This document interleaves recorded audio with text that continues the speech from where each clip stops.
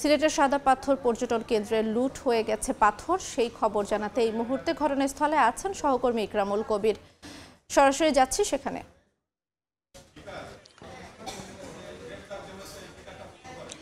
আমি এই মুহূর্তে আছি সিলেটের ভোলাগঞ্জ সাদা পাথর এলাকার, যেই সাদা পাথর পুরো দেশ বিদেশে বিখ্যাত একটি পর্যটন কেন্দ্র।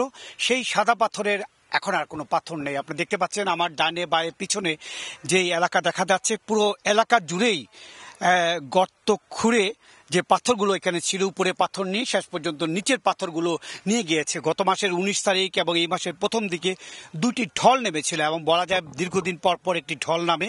সেই ঢলের সাথে ভারত থেকে সাদা পাথর নেমে আসে এবং এই সাদা পাথর দেখার জন্য দূর দূরান্ত থেকে এই এলাকার মানুষজন জড়ো হন। কিন্তু গত এক বছর ধরে এই পরিস্থিতির কিন্তু আর নেই।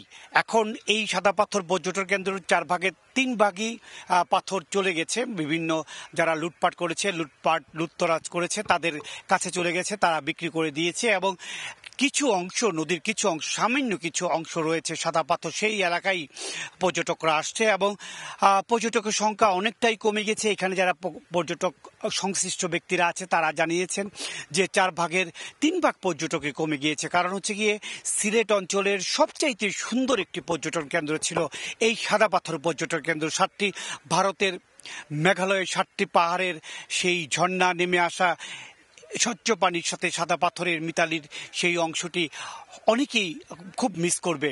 কারণ হচ্ছে কি এখন আর সাদা পাথরের পরিবর্তে একেবারে সব বিরান ভূমিতে পরিণত হয়েছে। সবকিছু মিলে বলা যায় যে এই এলাকার সাদা পাথর পর্যটন কেন্দ্র এখন আর সাদা পাথর নেই, ধুধু বালুকাময় হয়ে গিয়েছে এবং এই জন্য প্রশাসনকে দায়ী করছে স্থানীয় যারা আছেন, পর্যটন সংশ্লিষ্ট ব্যক্তি যারা আছেন, তারাই বলছেন প্রশাসনের পক্ষ থেকে জোরালো কোনো পদক্ষেপ না হওয়ার কারণেই আজকের এই পরিণতি হয়েছে সাদা পাথর পর্যটন কেন্দ্রে। মোটামুটি এ ছিল সাদা পাথর পর্যটন কেন্দ্রের পাথর লুটপাট করে যে ধ্বংস করে ফেলেছে তার সবশেষ খবর।